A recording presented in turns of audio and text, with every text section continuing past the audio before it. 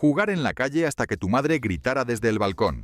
Oler el bote de nocilla recién abierto. Ver el 1, 2, 3 con toda la familia apretada en el sofá. Ir al videoclub los viernes. Si creciste en España en los 80, sabes exactamente de qué estamos hablando. Hemos rescatado 50 cosas que sabemos que echas de menos de aquella década mágica, colorida e inolvidable. He-Man y los Masters del Universo. Los muñecos de He-Man no eran juguetes, eran objetos de culto. Cada uno con su arma, su armadura, su poder secreto. He-Man con la espada del poder que al levantarla te convertía en el amo del universo. Skeletor con su calavera azul y su risa malvada. Tila, Orco el mago. Los coleccionabas uno a uno, ahorrando la paga, esperando tu cumpleaños, suplicando en Navidad. Y el castillo de Grayskull era el santo grial. Ese castillo de plástico verde con la mandíbula que se abría, con trampas y mazmorras, con el trono del poder. Si lo tenías, eras el rey del recreo. Las batallas duraban horas. Se peleaban en la alfombra del salón, en la mesa de la cocina, en el portal del edificio. Y cuando uno de esos muñecos se rompía, no se tiraba. Se reparaba con celo, con pegamento, con ingenio. Porque cada He-Man, cada Skeletor era insustituible. No había dos iguales. Y perder uno era como perder un amigo. Las máquinas de pinball en los bares. Antes de los recreativos con videojuegos estaba el pinball. Esa máquina enorme, brillante, con luces de neón y dibujos imposibles en el cristal. Estaba en el bar de la esquina, junto a la máquina de tabaco y la tragaperras. Metías 25 pesetas, tirabas de la palanca y empezaba la magia. La bola de acero salía disparada, rebotaba entre los bumpers, encendía luces, hacía sonar campanillas. Y tú, con los dedos en esos botones laterales, intentabas mantenerla viva el máximo tiempo posible. Cada golpe era música, cada punto sumado una pequeña victoria. El pinball era puro reflejo, pura intuición, pura concentración. No había pantallas digitales, no había trucos, solo metal, gravedad y destreza. Los mejores jugadores se reunían los domingos, hacían cola, competían sin hablar. Y cuando alguien conseguía el replay, la bola extra, todo el bar lo sabía. Porque la máquina cantaba su victoria con luces y timbres que no dejaban lugar a dudas. El Trivial Pursuit, una caja redonda que dividía familias. El Trivial Pursuit llegó a España y se convirtió en el juego de mesa definitivo de los 80. No era como el parchís ni como la oca. Aquí no había suerte. Aquí había que saber. Historia, geografía, deportes, arte, ciencia, entretenimiento. 6 colores, 6 categorías y una presión enorme por demostrar que sabías más que tu cuñado. Las tarjetas con preguntas eran la verdad absoluta. No había Google. No había manera de comprobar. Si la tarjeta decía que la capital de Burkina Faso era Ouagadougou, pues lo era, y punto. Las partidas duraban horas. Se jugaba después de comer, en Nochebuena, en las tardes lluviosas de domingo. Y siempre había alguien que se sabía todas las respuestas de deportes, otro que dominaba historia y otro que no acertaba ni una pero seguía jugando con dignidad. Ganar el trivial no te daba nada, solo orgullo. Pero ese orgullo duraba semanas. Los patines de 4 ruedas con freno de goma Libertad, sobre ruedas en cada acera de España. Los patines de 4 ruedas, esos con freno de goma en la puntera, eran el billete hacia la velocidad y la aventura. Se ajustaban con una llave Allen, se ataban con cordones gruesos que siempre se desataban en el peor momento, y tenían esas ruedas de plástico duro que hacían un ruido infernal contra el asfalto. Patinar era un rito de paso.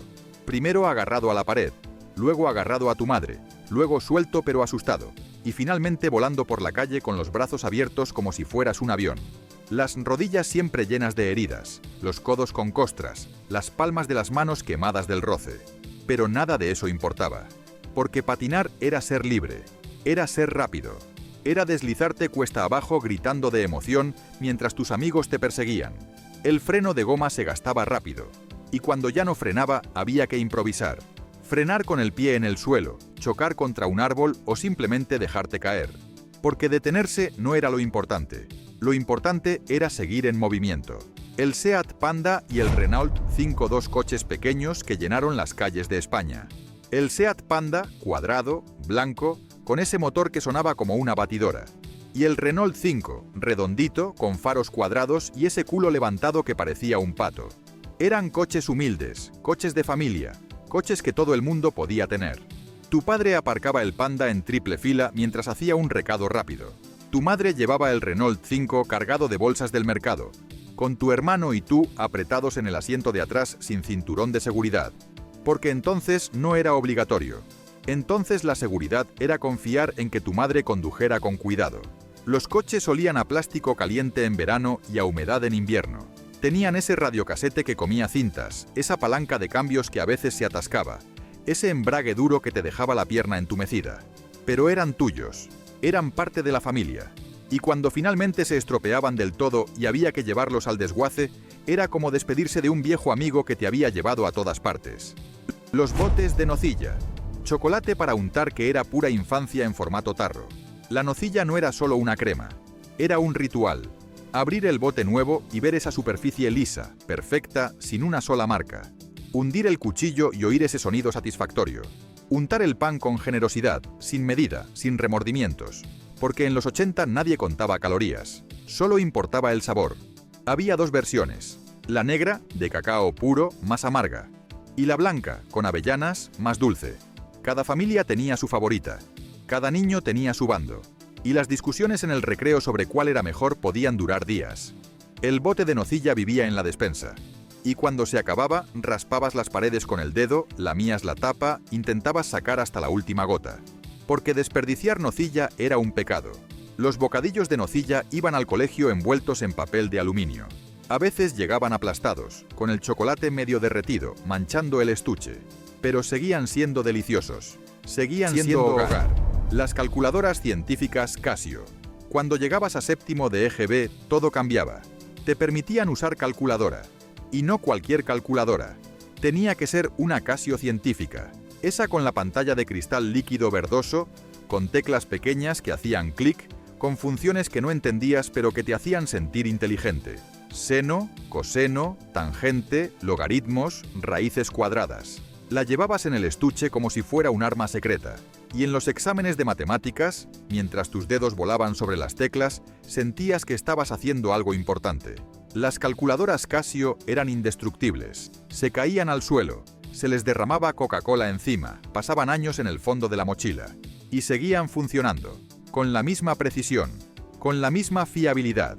Algunos aprovechaban para escribir palabras secretas con los números al revés. 5, 3, 7, 7, 3, 0, 4. Hosle, o bobo, o shell. Tonterías que te hacían reír en medio de la clase de mates.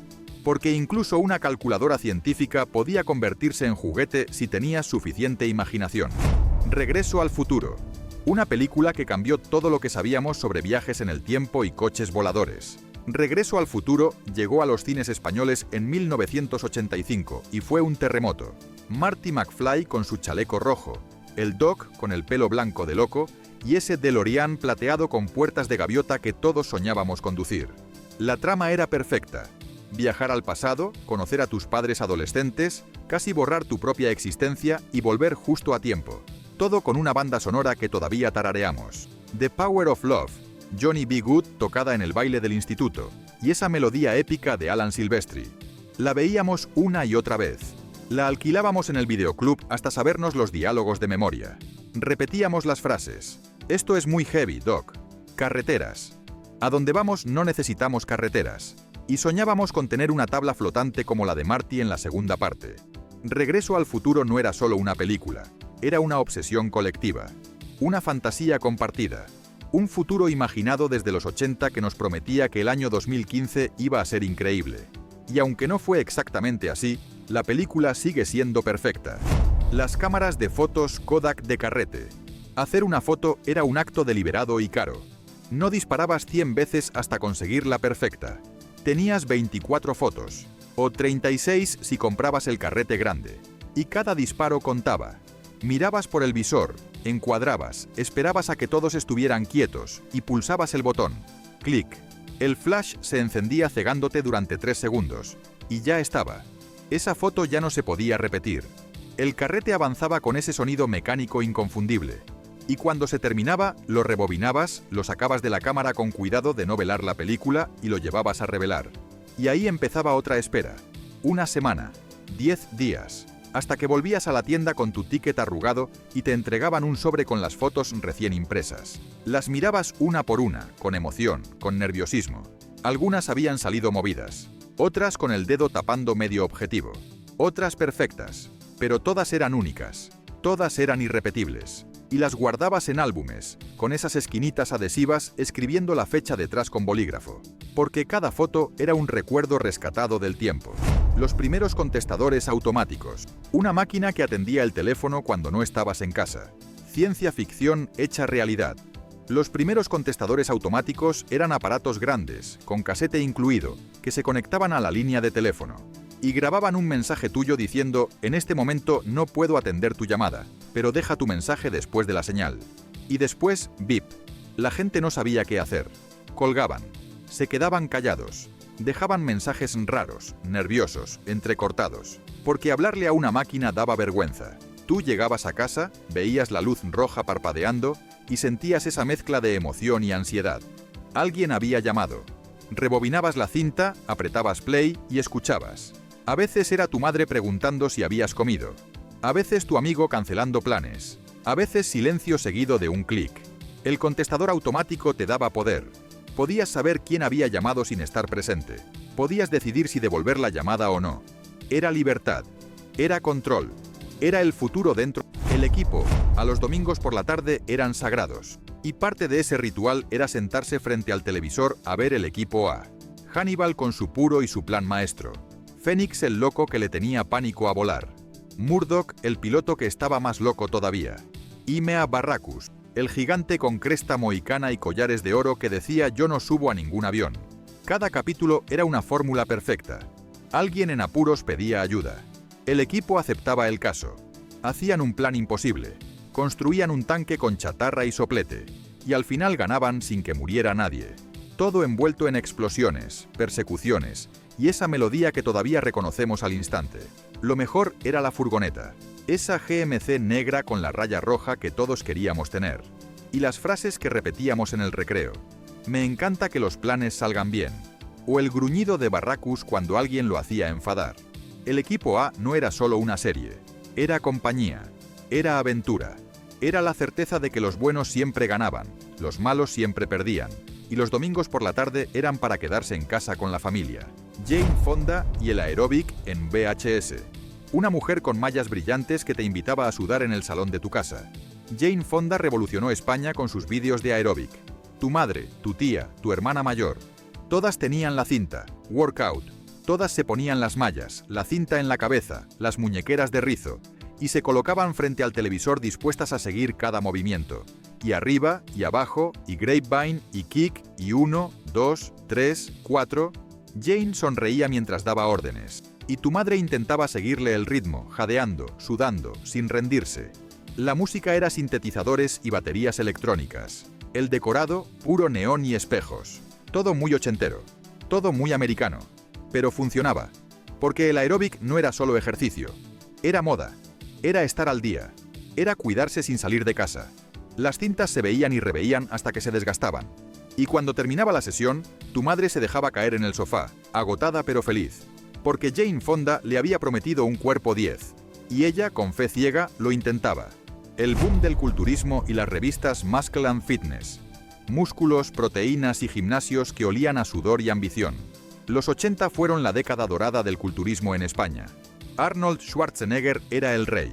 Sylvester Stallone el príncipe.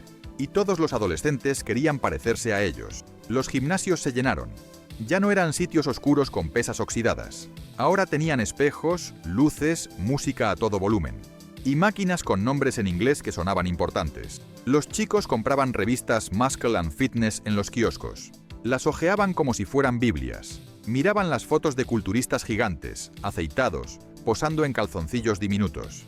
Y memorizaban las rutinas. Lunes, pecho y tríceps. Martes, espalda y bíceps. Miércoles, piernas.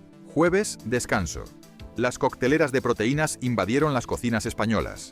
Batidos con huevo crudo, plátano, leche en polvo, que sabían a tiza pero que había que beberse enteros sin respirar. El culturismo era disciplina, sacrificio, obsesión. Y aunque pocos llegaban a tener el cuerpo de Arnold, todos lo intentaban con una determinación inquebrantable. ¿Quién es quién? Un juego de mesa que convertía la deducción en arte. ¿Quién es quién? Era puro misterio concentrado en 2 tableros de plástico rojo. Cada jugador elegía un personaje secreto. Y el otro tenía que adivinarlo haciendo preguntas. Lleva gafas, tiene barba, es mujer, es calvo. Y con cada respuesta ibas bajando las caras que no encajaban. Clic, clic, clic. Una tras otra hasta que solo quedaban 3, 2, 1. Y entonces hacías la pregunta definitiva. ¿Es María? Sí. Victoria. Las ilustraciones de los personajes eran inolvidables. Caras caricaturescas con rasgos exagerados, narices enormes, sombreros ridículos, bigotes imposibles, y cada uno tenía nombre. Pablo, Ana, Carlos, Laura. Los conocías a todos de memoria. Sabías quiénes llevaban sombrero, quiénes tenían el pelo rubio, quiénes usaban gafas. El juego era rapidez mental, estrategia, lógica fría y también suerte, porque si elegías bien las preguntas, ganabas en 5 turnos. Si elegías mal, podías estar media hora dando vueltas. ¿Quién es quién? No era el juego más espectacular, pero era adictivo. Y cada partida era un duelo de ingenio donde solo los más listos sobrevivían.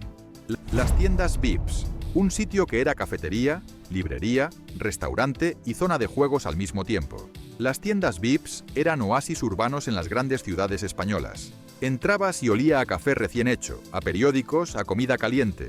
Tenían esas mesas de fórmica, esos sillones de Sky rojo, esos manteles individuales de papel con publicidad. Y podías estar horas.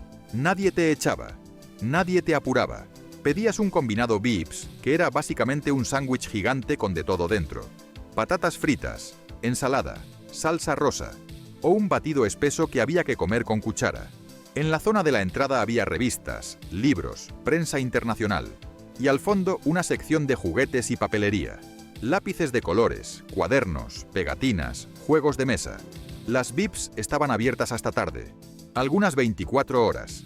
Y eso las convertía en refugio perfecto para quedadas nocturnas, para estudiar antes de un examen, para esperar a que abriera el cine. Eran espacios democráticos donde cabía todo el mundo. Y aunque hoy sigan existiendo, nunca volverán a ser lo que fueron en los 80. Los conguitos, pequeñas bolas de chocolate que eran pura felicidad en formato cacahuete. Los conguitos se compraban en el kiosco, en el cine, en la gasolinera.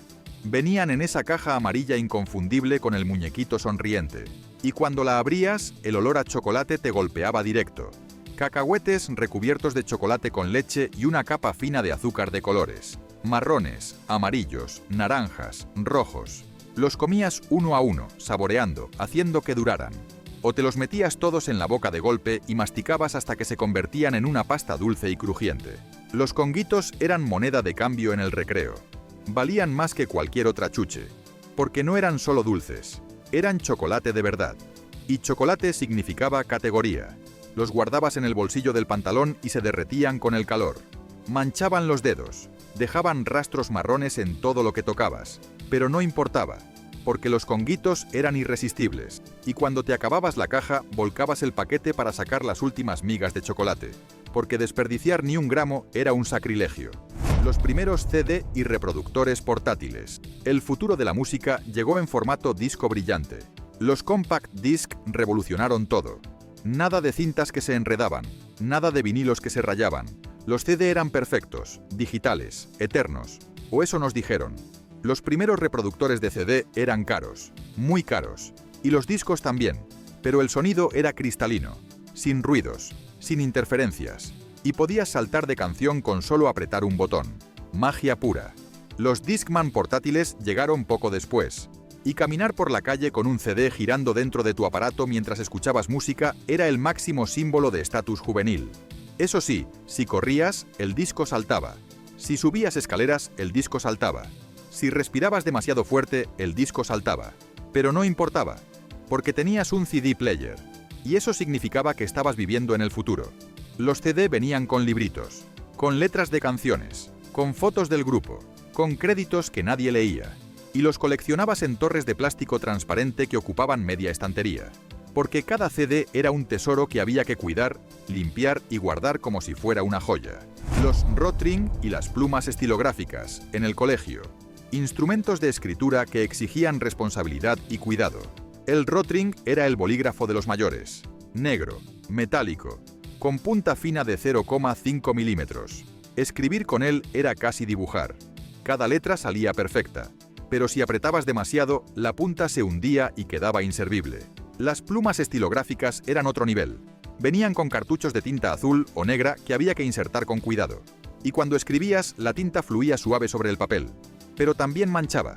Los dedos, el papel, la mesa, todo quedaba lleno de tinta. Los profesores exigían pluma para ciertos trabajos, porque escribir a pluma era escribir en serio, sin borrar, sin corregir, cada palabra contaba, cada trazo era definitivo.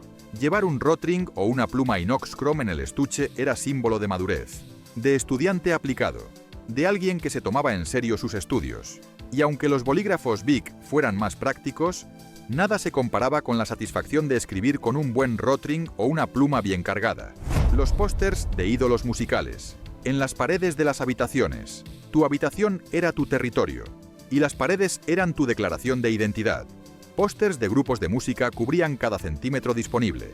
Mecano, Hombres G. Duncan Du, Radio Futura, Nacha Pop. Y para los más atrevidos, Madonna, Michael Jackson, Prince. Los comprábamos en las tiendas de discos o venían de regalo en revistas juveniles. Super Pop, Nuevos Ritmos, Vale. Los pegábamos con celo, con chinchetas, con blue tack, y cada póster era una declaración.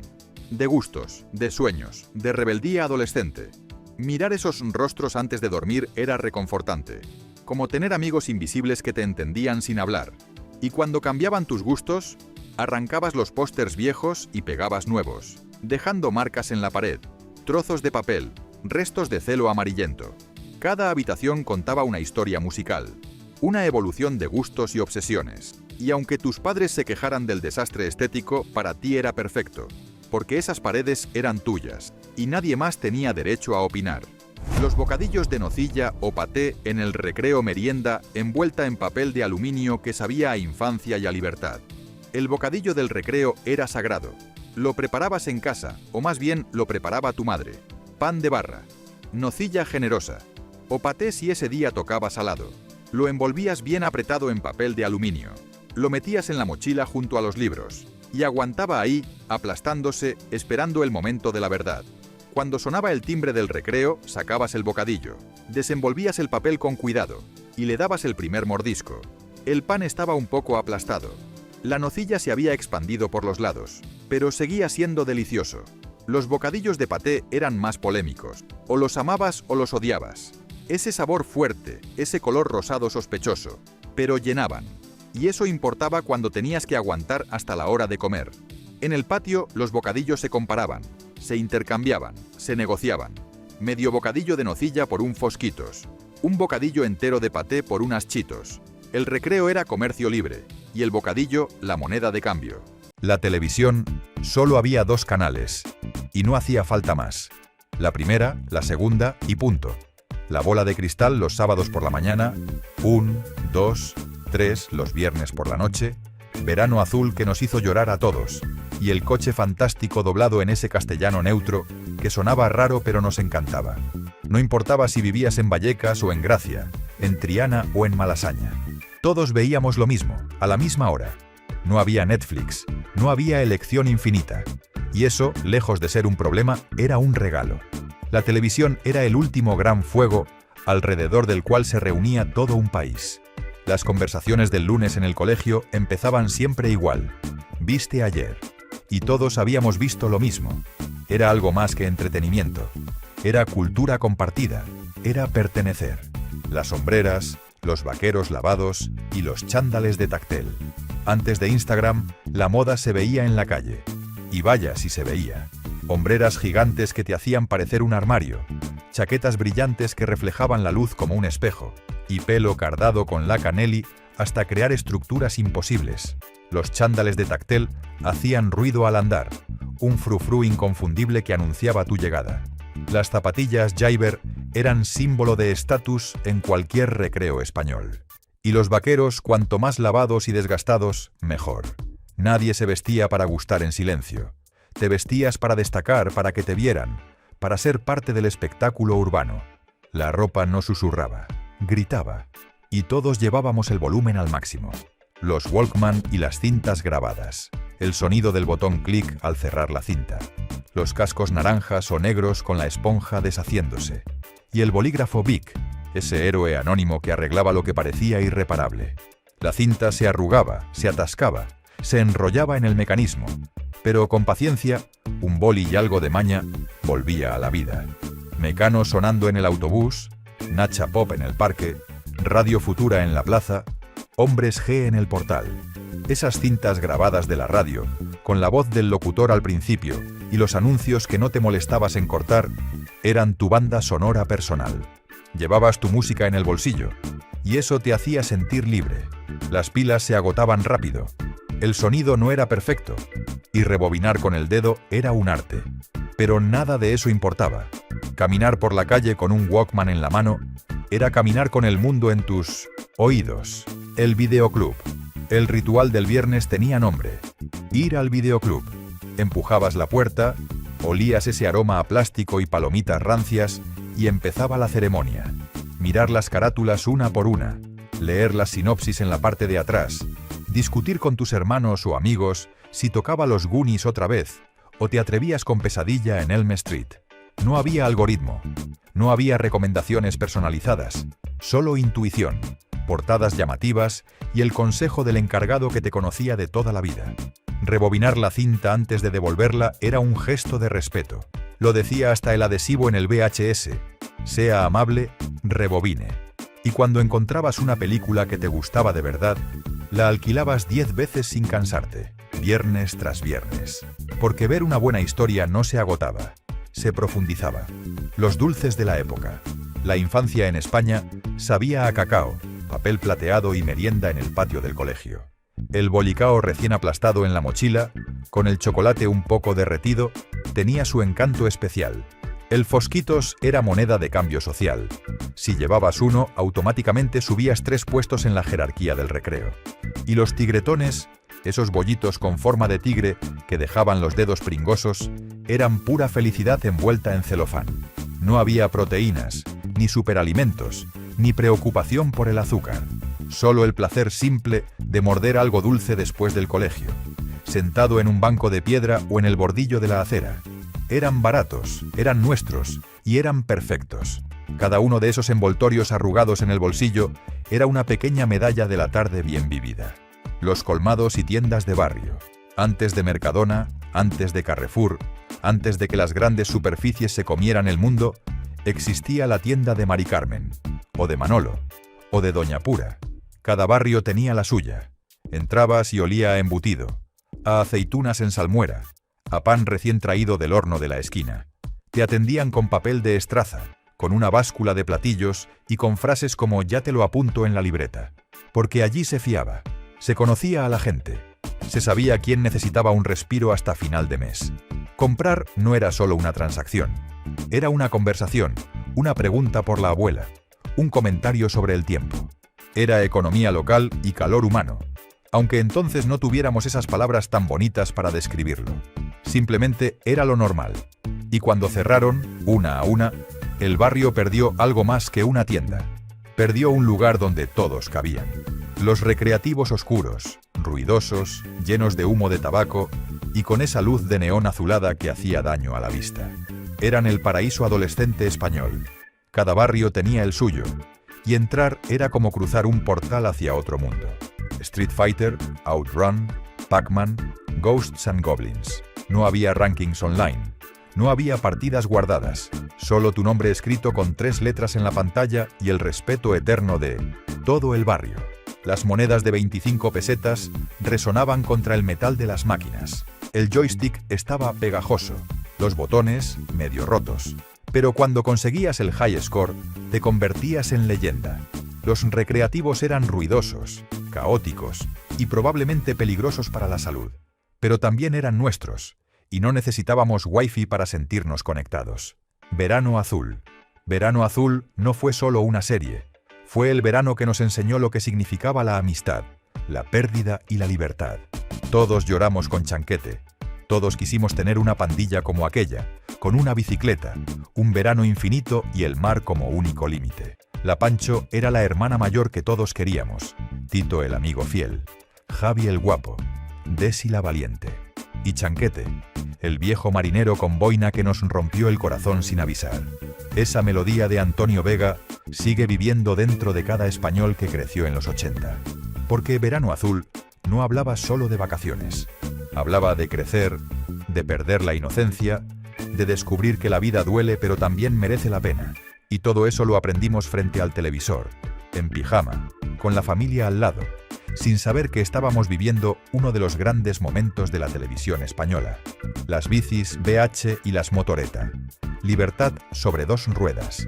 Eso eran las bicis BH y las motoreta en la España de los 80. Carreras sin casco, rodillas raspadas, frenos que chirriaban y gritos de primero al portal que resonaban por toda la calle. Las tardes parecían no terminar nunca.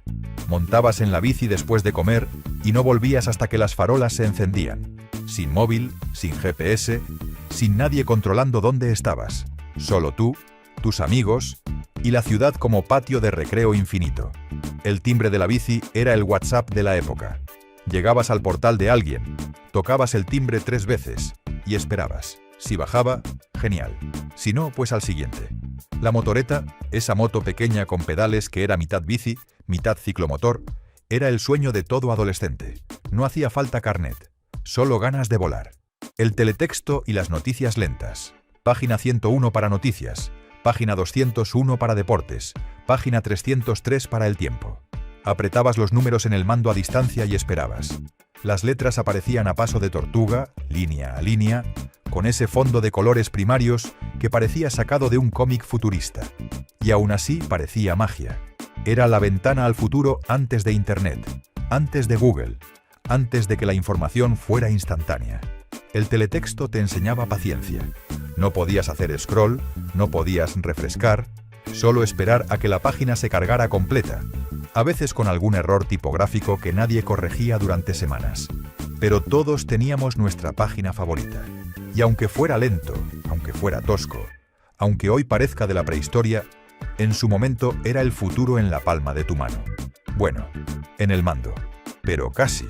Los sonidos de la mañana España despertaba con banda sonora propia. El claxon del panadero anunciando que traía las barras calientes. Las persianas metálicas de los comercios subiendo con ese estruendo inconfundible. El butanero gritando desde la calle, ¡Butanó! Y las madres asomándose al balcón, todavía en bata, para hacerle señas y que subiera la bombona.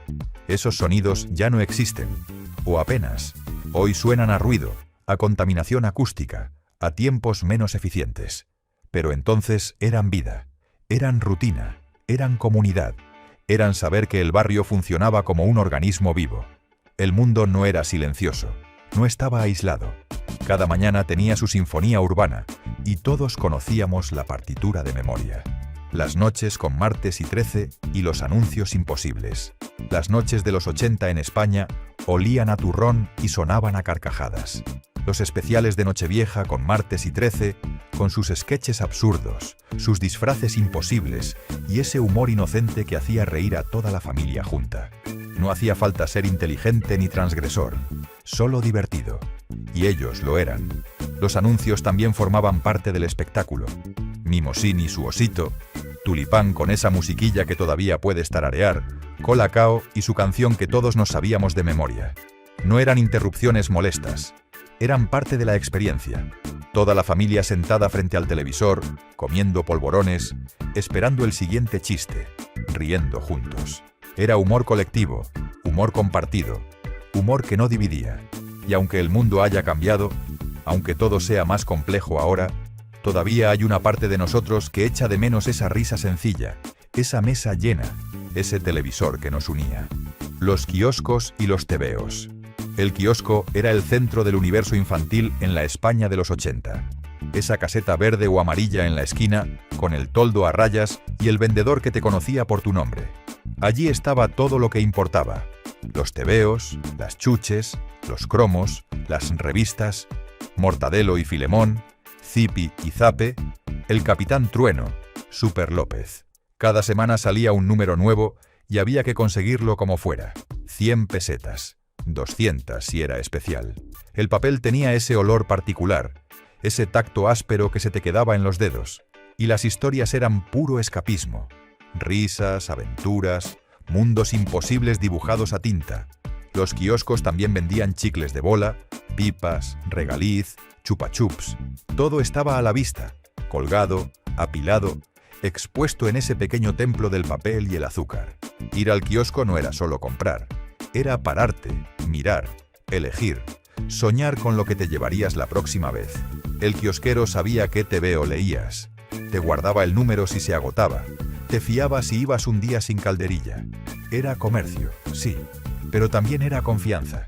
Y cuando los kioscos empezaron a desaparecer, no solo perdimos un sitio donde comprar, perdimos un trozo de barrio que nunca volvió. Las cabinas telefónicas y las fichas. Antes del móvil, antes del WhatsApp, antes de poder hablar con alguien en cualquier momento, existían las cabinas. Esas cabinas de telefónica, con olor a metal y a humanidad concentrada, eran el único hilo que te conectaba con el mundo cuando estabas fuera de casa. Las fichas azules, verdes o plateadas se compraban en el estanco. Valían 25, 50 o 100 pesetas. Y había que usarlas con estrategia porque se agotaban rápido. Hacer una llamada desde una cabina era todo un ritual.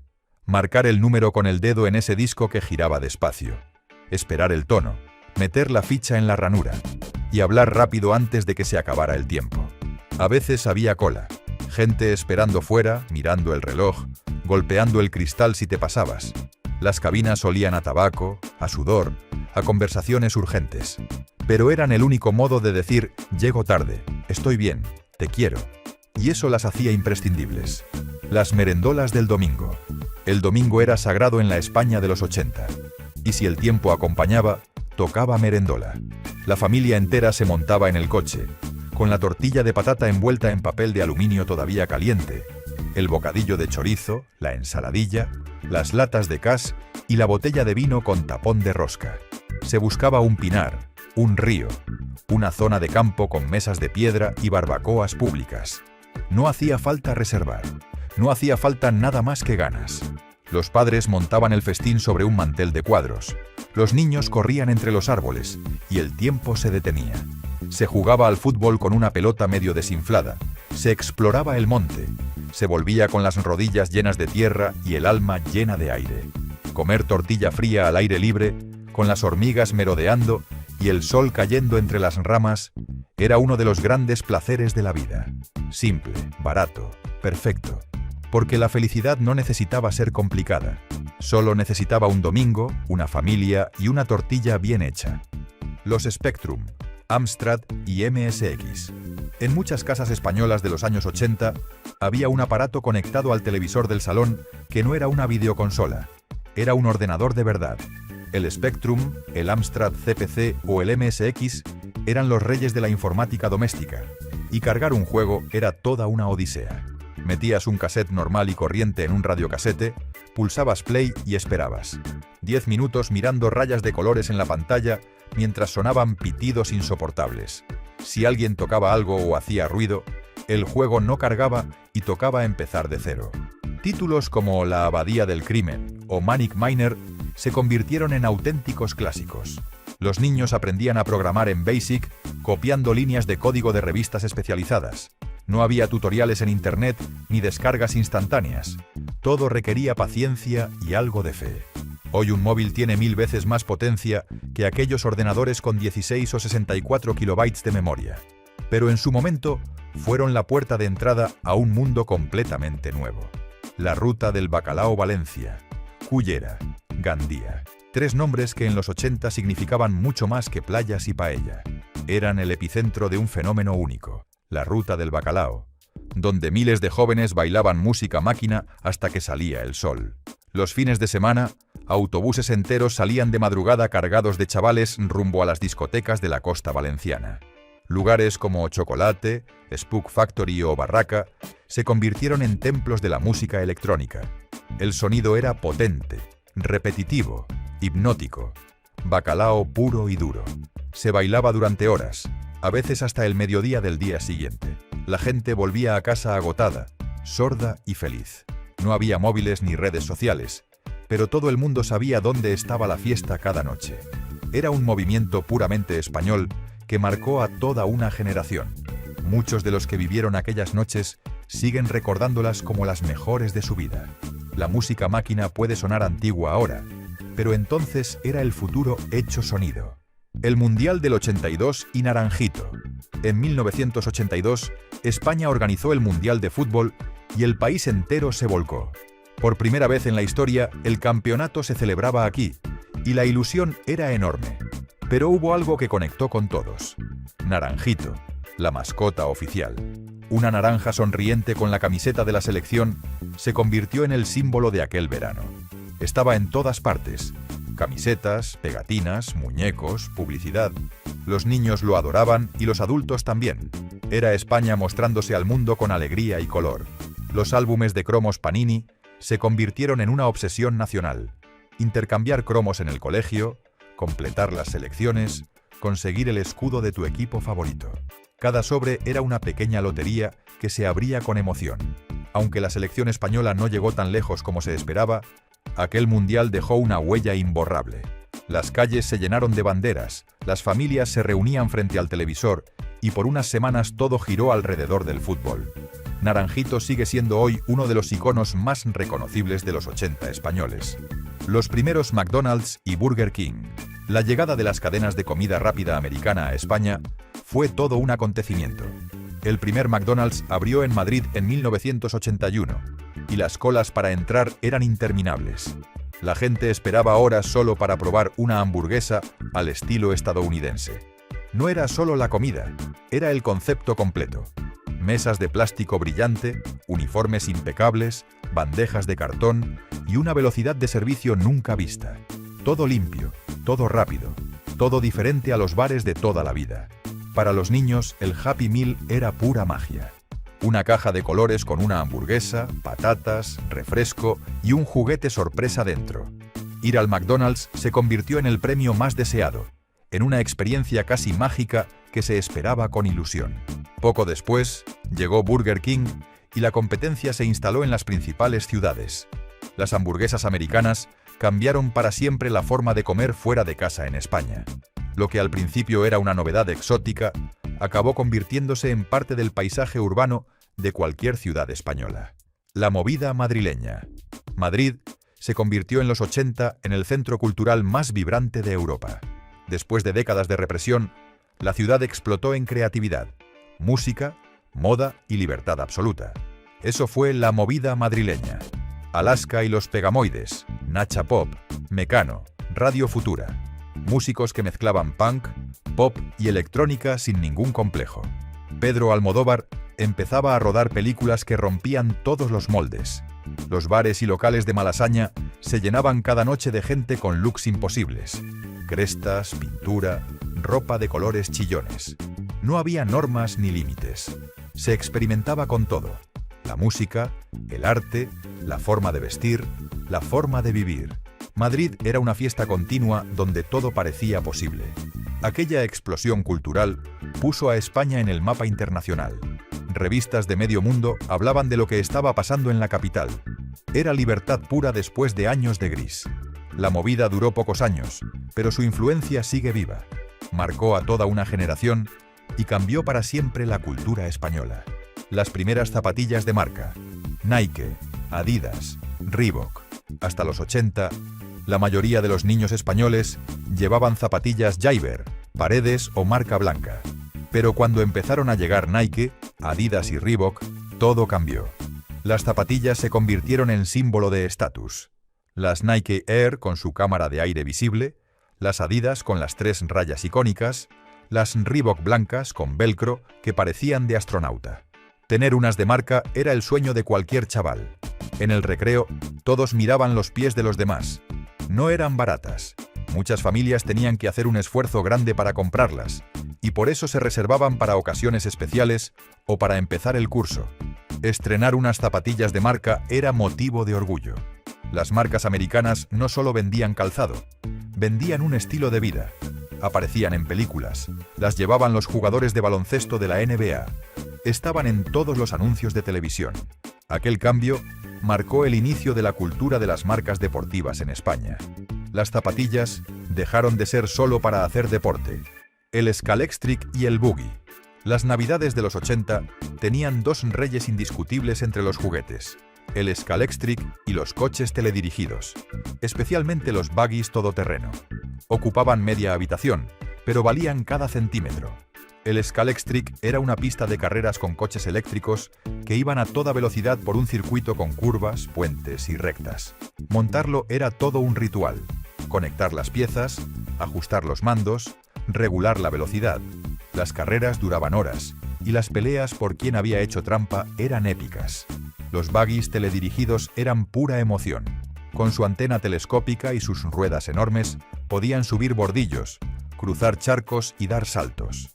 Los niños los sacaban a la calle y competían por quién llegaba más lejos sin estrellar su coche contra una pared. Eran juguetes caros, casi siempre regalos especiales de reyes o cumpleaños. Pero duraban años y se compartían con hermanos y amigos.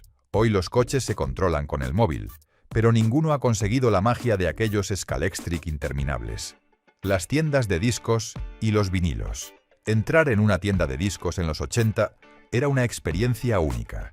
Las paredes llenas de carátulas enormes, el olor a plástico nuevo, la posibilidad de pedir que te pusieran un disco antes de comprarlo. La música era algo físico que se tocaba y se coleccionaba. Los vinilos eran objetos preciosos. Las portadas eran obras de arte en formato grande, con ilustraciones, fotografías y diseños cuidados al detalle. Comprar un disco era una inversión. Costaba dinero y se pensaba bien antes de elegir. Mucha gente pasaba las tardes de sábado en esas tiendas, hojeando novedades, escuchando recomendaciones del dependiente, descubriendo grupos nuevos. No había Spotify ni listas infinitas. Tenías que ir, preguntar, explorar. Los discos se cuidaban como tesoros, se limpiaban con paños especiales, se guardaban en fundas para que no se rayaran. Cada vinilo tenía su historia. ¿Dónde lo compraste? ¿Con quién lo escuchaste por primera vez? La música dejó de ser física, pero aquellos vinilos tenían un valor que ninguna lista de reproducción puede igualar. Las radiocasetes portátiles enormes. Antes de que el Walkman se generalizara, la música en la calle sonaba a todo volumen gracias a los radiocasetes portátiles. Enormes, pesados, con altavoces potentes y una antena telescópica que sobresalía como si fuera de ciencia ficción. Llevarlos al hombro era todo un espectáculo. Jóvenes con sus radiocasetes enormes caminaban por la calle poniendo música para todos. No había auriculares ni discreción. La música era pública, compartida, casi un acto de rebeldía.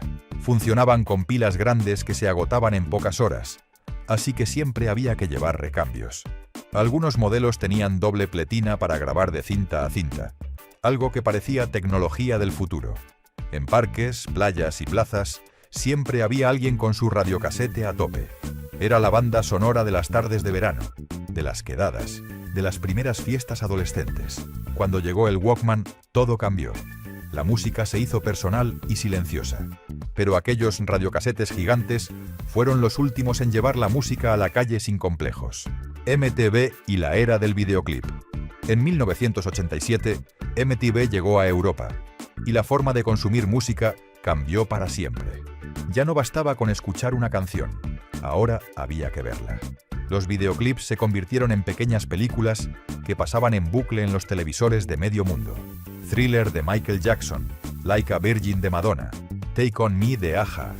Videoclips con presupuestos millonarios, efectos especiales, coreografías imposibles y narrativas visuales que se quedaban grabadas en la memoria. MTV se convirtió en el canal que todos querían ver. Horas y horas de videoclips interrumpidos solo por presentadores que hablaban de música, moda y tendencias. Era como tener un concierto continuo en casa.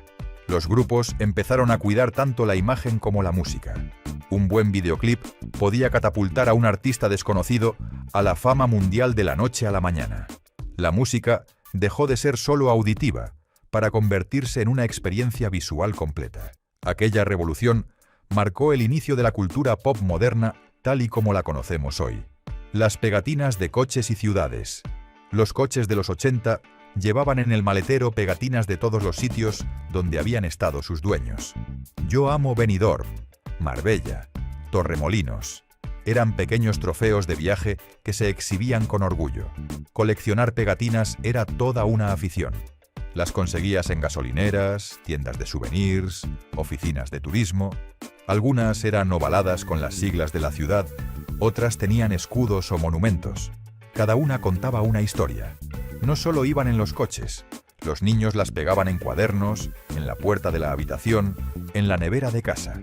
Tener muchas pegatinas de lugares diferentes era sinónimo de haber viajado mucho. Era una forma de presumir de vacaciones mucho más visible que las fotos. Un coche lleno de pegatinas mostraba a todo el mundo que esa familia había recorrido medio país. Hoy los coches van limpios, sin adornos, pero aquellas pegatinas eran un mapa de recuerdos pegados sobre 4 ruedas. Los cines de verano al aire libre. Ver películas bajo las estrellas era uno de los grandes placeres del verano español. En plazas, patios y terrazas se montaban pantallas enormes y filas de sillas de plástico blancas. Algunos incluso llevaban su propia silla o una manta para sentarse en el suelo. La proyección empezaba cuando caía la noche. Las películas se veían con el sonido de los grillos de fondo, el aire fresco de la noche y el olor a palomitas y refrescos. Si hacía mucho calor, algunos cines repartían abanicos de cartón con publicidad. No había aire acondicionado ni butacas cómodas, pero nadie se quejaba. Era cine en estado puro. Una pantalla grande, una historia y la noche de verano como telón de fondo. Muchos pueblos y barrios tenían su cine de verano tradicional que abría solo en los meses de calor. Era un punto de encuentro social donde coincidían familias enteras. Algunos todavía existen, pero la mayoría desaparecieron con la llegada de los multicines. Aquella forma de ver cine era única e irrepetible. El Exin Castillos y los clics de Famóvil. Los juguetes españoles de los 80 tenían calidad y duraban generaciones enteras. Dos de los más míticos eran el Exin Castillos y los clics de Famóvil, que luego se convertirían en los conocidos Playmobil. El Exin Castillos permitía construir fortalezas medievales con murallas, torres, almenas y puentes levadizos. Las piezas encajaban perfectamente y se podían hacer castillos enormes que ocupaban toda la habitación. Venía con soldados, caballeros, catapultas. Era historia y arquitectura en forma de juego. Los clics eran muñecos articulados con caras sonrientes y miles de accesorios. Piratas, vaqueros, indios, policías, médicos. Cada set traía escenarios completos. Barcos, fuertes, hospitales. Los niños pasaban horas creando historias e inventando aventuras. Eran juguetes caros, pero resistentes. Se heredaban de hermano a hermano, se compartían con primos, duraban años sin romperse. No tenían pilas, ni luces, ni sonidos, solo requerían imaginación. Y eso los hacía especiales. Hoy siguen existiendo versiones modernas, pero aquellos originales de los 80 tenían algo único. Las primeras videoconsolas, Atari y Game & Watch. Antes de la NES, antes de la Mega Drive, las primeras videoconsolas que llegaron a España fueron el Atari 2600 y las pequeñas Game & Watch de Nintendo. Eran carísimas, pero representaban el futuro del entretenimiento. El Atari 2600 se conectaba al televisor y traía juegos míticos como Pac-Man, Space Invaders o River Raid. Los gráficos eran cuadrados y simples, pero la emoción era enorme. Cada cartucho costaba una fortuna y se cuidaba como un tesoro. Las Game & Watch eran consolas portátiles de un solo juego. Donkey Kong, Snoopy Tennis, Octopus. Pantallas de cristal líquido con personajes que parecían sombras moviéndose. Cabían en el bolsillo y funcionaban con pilas de botón. Tener una videoconsola en casa era un lujo que pocos podían permitirse. Los afortunados que las tenían se convertían en los reyes del barrio. Los amigos iban a su casa solo para jugar un rato. Aquellos primeros juegos eran básicos, pero abrieron la puerta a toda una industria. Hoy los videojuegos mueven millones, pero todo empezó con aquellos píxeles gigantes. Los yogures Danone, en envase de cristal. Los yogures de los 80 venían en tarros de cristal que había que devolver. El lechero los recogía cada semana y los llevaba de vuelta a la fábrica para ser reutilizados. Era un sistema de reciclaje perfecto sin que nadie lo llamara así. Danone era la marca por excelencia. Yogures naturales, natillas con sabor a vainilla o chocolate, flanes Dul que se desmoldaban con un golpe seco. Todo en envases de cristal grueso que se acumulaban en la nevera. Muchas familias guardaban los tarros vacíos para usarlos como vasos o para guardar conservas caseras. Eran resistentes, se lavaban bien y duraban años. El lechero pasaba por las casas cada mañana temprano. Dejaba los productos frescos y recogía los envases vacíos. Era un ritual que formaba parte de la vida diaria. Hoy todo viene en plástico de usar y tirar, pero aquel sistema era sostenible, eficiente y funcionaba a la perfección sin contaminar. Sin saberlo, Aquella generación estaba haciendo ecología mucho antes de que fuera una tendencia. Quizá sean los sabores, quizá los juguetes, quizá esa sensación de que todo era más sencillo y más auténtico. Pero algunos recuerdos de la España de los 80 nunca nos abandonan del todo. No eran solo objetos, eran la manera en que crecimos, en que jugamos, en que aprendimos a vivir. Si recuerdas algo más de esa época, algo que hayamos olvidado y que todavía vive en tu memoria, déjalo en los comentarios. Nos encantaría leer tus historias. Y si quieres seguir recordando aquellos tiempos, te invitamos a ver alguno de los videos que aparecen a continuación.